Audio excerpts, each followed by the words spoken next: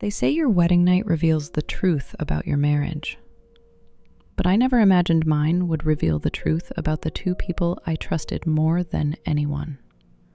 Before I begin, if emotional, real-life stories connect with your heart, please like this video, subscribe to the channel, and let me know your support in the comments. It truly helps me keep sharing stories like this. All right, let's begin. My name is Maya, and the night that should have started my forever became the night that ended everything I believed in. The morning of my wedding felt unreal. The light was soft, the air smelled like fresh flowers, and for the first time in years, I felt like my life was finally falling into place. I touched my wedding dress with shaking hands and whispered to myself, Maya, today is your day. Nothing can go wrong. Elena, my best friend since childhood, fixed my veil behind me. She smiled wide, yet something in her eyes felt off. A heaviness, a secret, a flicker of something I didn't recognize. But I pushed the thought away, because nothing should feel wrong on your wedding day. The ceremony was small and beautiful. Soft music, white petals on the ground, and Daniel, my husband, standing at the end of the aisle with a smile that made my heart melt. When my father placed my hand into Daniel's, I believed I was stepping into the safest place in the world. I didn't know I was stepping toward a door that would destroy everything. We exchanged vows.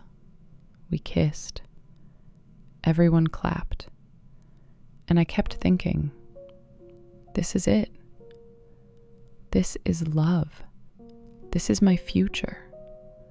But sometimes the future hides behind shadows you don't see until it's too late. That night, when we finally entered our bridal suite, I felt nervous but happy, ready to begin our life together. I walked toward Daniel, smiling softly, waiting for him to hold me the way a husband holds his wife on the first night of their marriage. But he stepped back, not forward, back. His voice was low, almost cold. Maya, I'm tired. A strange shiver ran through me. Not fear, not confusion. Something deeper. Something I didn't want to name, but I nodded gently. Okay, we can rest. Yet he didn't come to bed with me. He walked to the guest bed in the corner, lay down, and turned his back. On our wedding night, I sat alone on the edge of our bed, hands trembling, heart tightening, trying to convince myself that exhaustion was normal. But somewhere inside me, a quiet voice whispered, something is wrong, Maya. And that voice would soon become the truth I could no longer ignore. I couldn't sleep, not even close. I kept staring at Daniel's back as he lay on the guest bed, motionless, silent, as if I wasn't even in the room. Every minute felt heavier. Every second felt wrong. This wasn't how a wedding night should feel, not by any definition of love. I told myself, Maya, maybe he really is tired. But that small voice inside me, the same voice I tried to ignore for months, kept, no, something is off. I turned on my side, trying to rest, but the room felt cold, like someone had taken all the warmth away. Then, just when my eyes finally closed, a sound, very soft, very faint, almost like a step or a breath, coming from the hallway. I froze, completely still. At first I thought maybe it was the wind, a door settling, something harmless. But then I heard it again.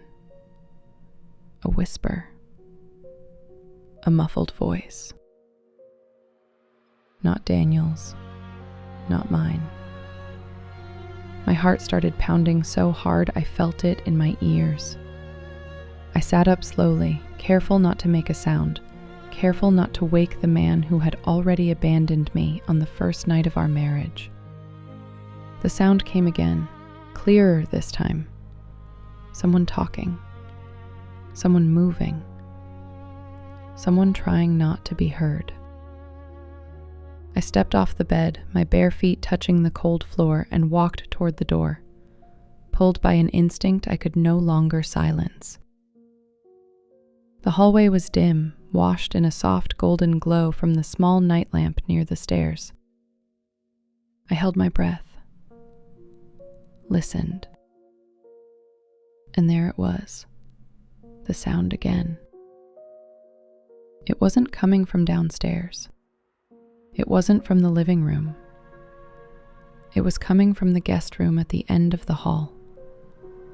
The same room that should have been empty. The same room Daniel's mother left earlier in the evening. So who was inside?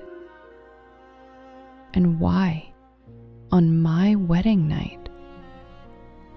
I took slow steps toward the room, my heartbeat echoing louder than the soft creaks of the floor. As I reached the door, my fingers trembled, my throat tightened. Then I heard it. A woman's voice, soft, whispering, and not just any voice. Elena, my childhood friend, my maid of honor, my sister in everything but blood. Her voice in that room at midnight. My stomach dropped, my breathing stopped, my world tilted. I leaned closer to the door, trying to convince myself that I was wrong, that I heard wrong, that this wasn't real. But then, another voice. Deep, low, breathless. Daniel. Calling her name the way a man calls a woman he shouldn't love. My hand covered my mouth as a silent sob escaped. My wedding night. My first night as a wife, and my husband was behind that door with my best friend. The sound of the bed shifting inside sent a stabbing pain through my chest. But even then, I didn't scream. I didn't knock. I didn't break. I stepped back, heart trembling, and whispered to myself, Maya, don't fall. Not yet. Then I stood there waiting in the silence of the hallway for the door to open, for the truth to face me with its real and ugly face. I didn't move. I didn't breathe. I just stood there in the hallway, waiting, listening, feeling my heart beat so hard it hurt. Then, the door finally opened. Slow, careful, almost guilty. Daniel stepped out first. His shirt was half-buttoned, hair messy, breathing uneven, like someone who had rushed to pretend nothing happened. But the moment his eyes met mine, everything inside him froze. He didn't speak. He didn't lie. He didn't even try to smile. He just looked at me, with the face of a man caught in the middle of a truth he could no longer hide. And then Elena stepped out behind him, barefoot, dress wrinkled, hair tangled, lipstick faded. She looked like a woman who didn't belong in that moment, but belonged too much to the man standing in front of her. Her eyes met mine for barely a second before she looked away, as if ashamed of the reflection she saw in me. But shame comes too late when the knife has already been pushed in. Neither of them said a word, not even a whisper. I felt the cold floor beneath my feet, the air tightening in my lungs, the weight of my wedding dress heavier than I could bear. Daniel finally swallowed hard and whispered, "Maya, listen."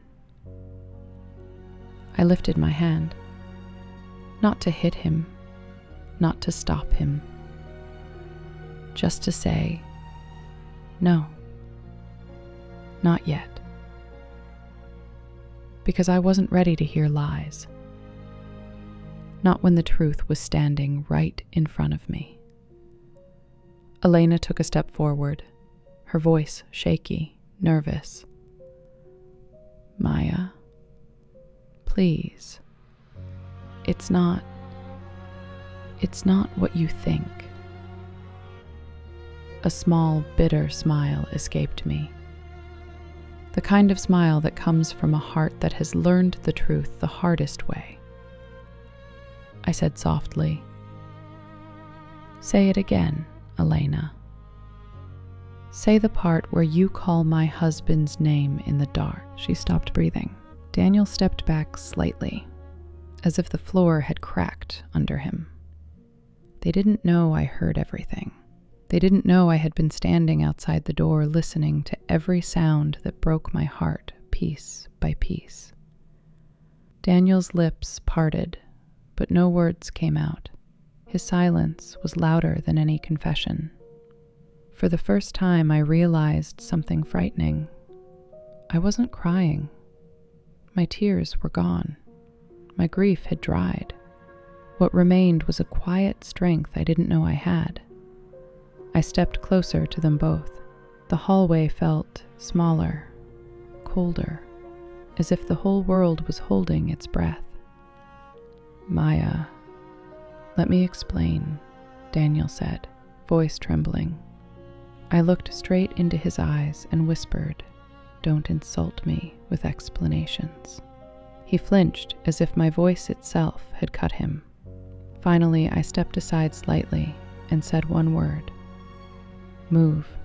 Not loud, not angry, just final. And they moved, slowly, guiltily, like strangers caught stealing something sacred. I walked past them without looking back, toward the bedroom, toward the life that no longer existed. Inside the room, I closed the door quietly, sat on the edge of the bed, and for the first time that night, I allowed myself to breathe without breaking. I sat on the edge of the bed, my wedding dress heavy around my legs, my hands shaking quietly on my lap. For the first time that night, silence didn't frighten me. It felt honest. More honest than anything Daniel or Elena could ever say. My breath trembled, but I didn't break. Not yet. I kept telling myself, "Maya, you need to think, not collapse. Think." I stared at the floor for what felt like minutes, until I heard footsteps approaching the door. Soft, slow, hesitant. Then a gentle knock. "Maya, please open the door." Daniel's voice. Faint. Cowardly. I didn't move. "Maya, we need to talk." Talk? Talk about what? How he held another woman on the night he vowed to be mine? I stayed quiet. Then Elena's voice came next. Broken. Trembling. Maya, I'm so sorry.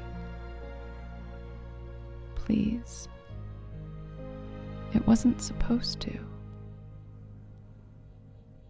I closed my eyes.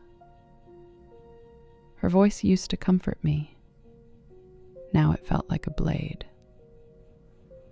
They waited outside, whispering, breathing shallow, hoping I would open the door and let them rewrite the truth. But lies don't become truth just because they're spoken softly. After a long moment, their footsteps finally faded down the hallway. The house went silent again. I stood up slowly and walked to the mirror. The reflection staring back at me didn't look like a bride anymore. She looked like someone who had aged years in a single night. Her eyes were red, her lips trembling. Yet her face carried a strength I didn't know existed. I placed my hand against the mirror. Who are you now, Maya? My voice cracked, but only a little. I didn't want to cry. Tears felt too small for what I had just discovered. Instead, I felt clarity, a terrifying kind of clarity. I needed to leave that room. I needed to step outside before the truth crushed me completely.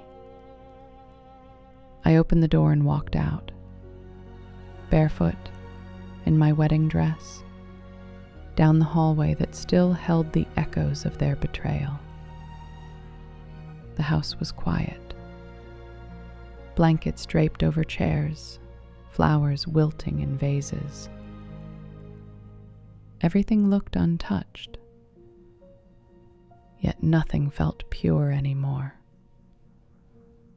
I stepped outside into the cold night air. The sky was dark, the wind brushing against my skin with a sharpness that kept me awake.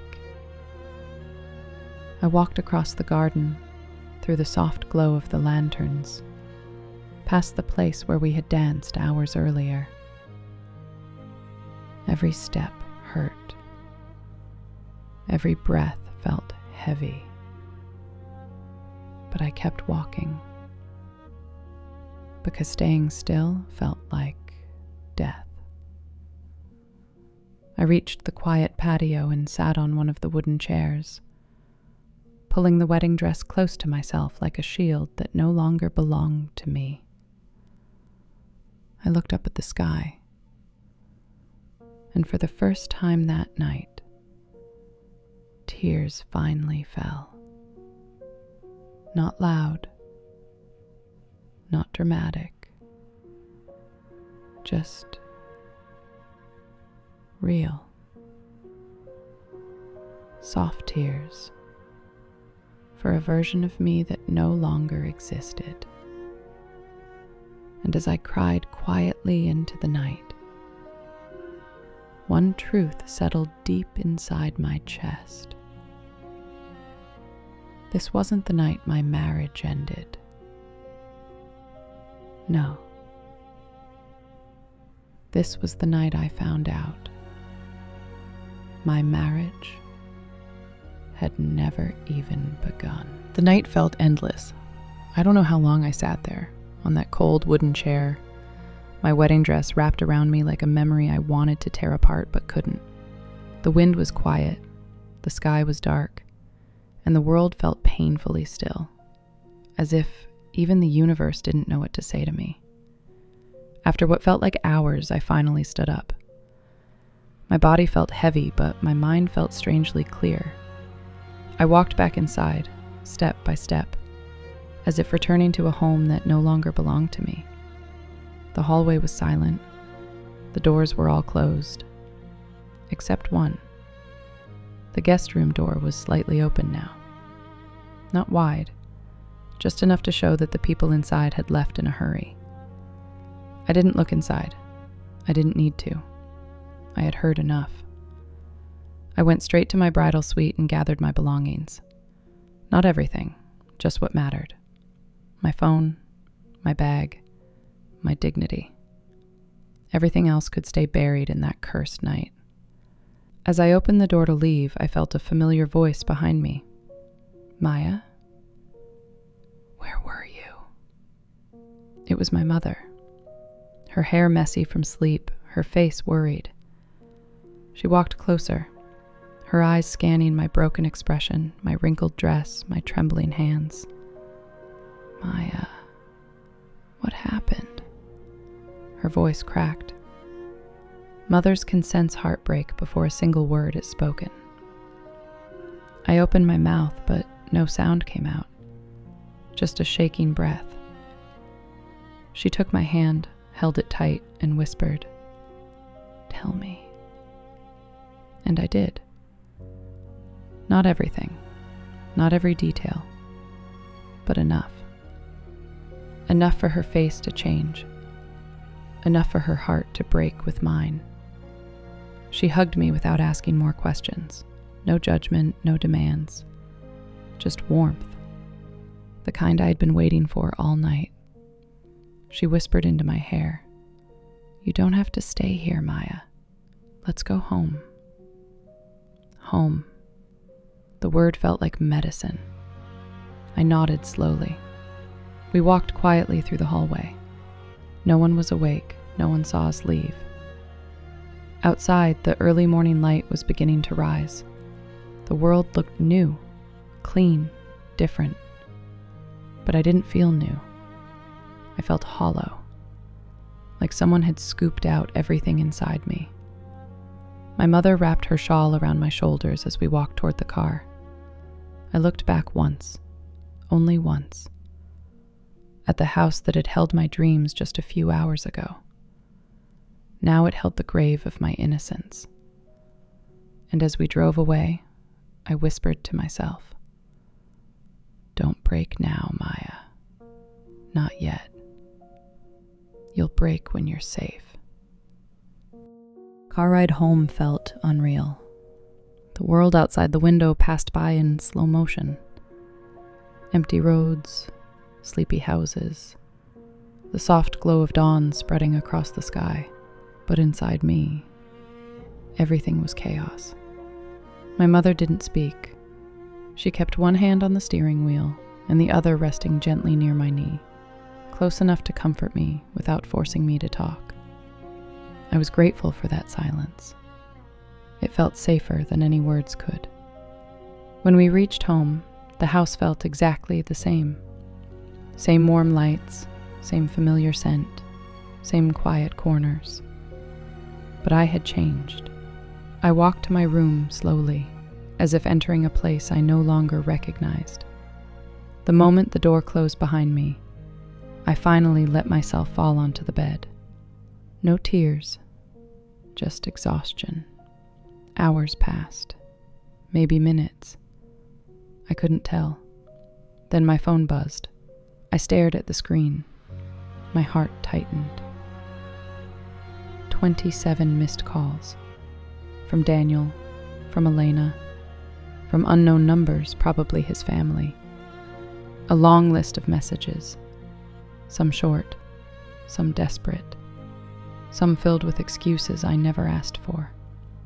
I didn't open a single one. I placed the phone face down and let it buzz itself into silence. I wasn't ready. Maybe I'd never be ready. Later that morning, I walked to the kitchen.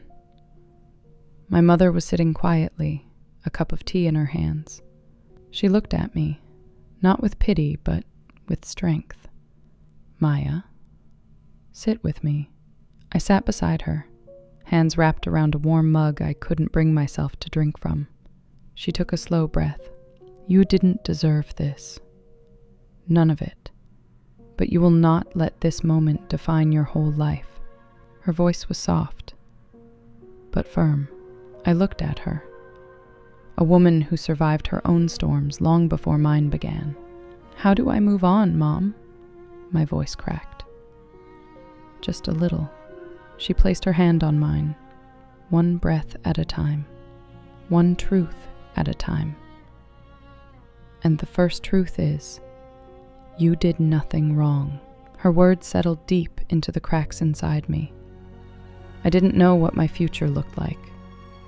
I didn't know how I'd heal, how I'd sleep, how I'd trust again.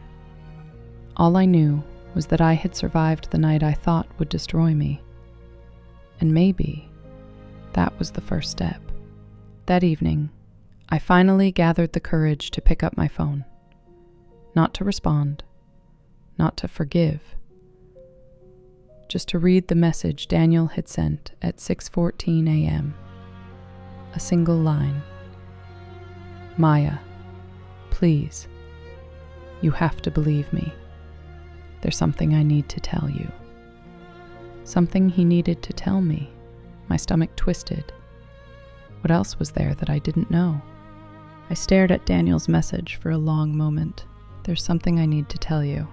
The words felt heavy, too heavy, like he still held a truth sharp enough to cut me even deeper. My fingers hovered over the screen, not to reply, but to delete his name from my life forever. Before I could, another message appeared, a long one. I didn't want to read it, but something inside me, "Maya, finish this, end it completely." So I opened it. Daniel wrote, "Maya, I never wanted to hurt you. What happened with Elena, it didn't start last night. It started months ago. I don't know how to explain it. I was stupid, weak, and I thought ending it before the wedding would make everything go away. But she refused to stop. She said she'd ruin everything if I told you." My breath caught, my chest tightened. So, they weren't just a mistake. They were a story, a secret story built behind my back while I planned a life with him. Another message arrived. I slept in the guest room that night because Elena threatened to expose us during the wedding speech. She forced me to talk to her. I didn't want to. "You have to believe me." Forced? Threatened? Excuses layered over excuses, but one line cut through everything. "It didn't start last night." My hands trembled. It was always worse than the version you imagine. Always. I typed one sentence back, the first words I had sent him since the betrayal. "Thank you for confirming everything." Not anger, not heartbreak, just closure. Then I blocked him, blocked Elena, blocked every number that belonged to that life. And instantly, I felt lighter. Not healed, not okay, but lighter. Weeks went by, slow days, quiet mornings, nights when I held my pillow and let myself cry until sleep finally came. Recovery isn't beautiful. It's messy, tiring, painful, but I was doing it, one breath at a time, one truth at a time, one version of myself at a time. Slowly, the pieces of me stopped bleeding. Slowly, the mirror reflected a woman who wasn't broken, just reborn. Months later, I stood in front of the same garden where my wedding was supposed to be the beginning of everything. Instead, it had been the beginning of my strength. I whispered to the wind, "I'm Maya, and I survived the night meant to destroy me." And with that, my story wasn't a tragedy anymore. It was a transformation. I took a deep breath, looked into the horizon, and walked toward my future, a future that was finally mine. Thank you for listening to my story. If it touched your heart, please like the video, subscribe to the channel, and support my journey. Your love keeps stories like mine alive.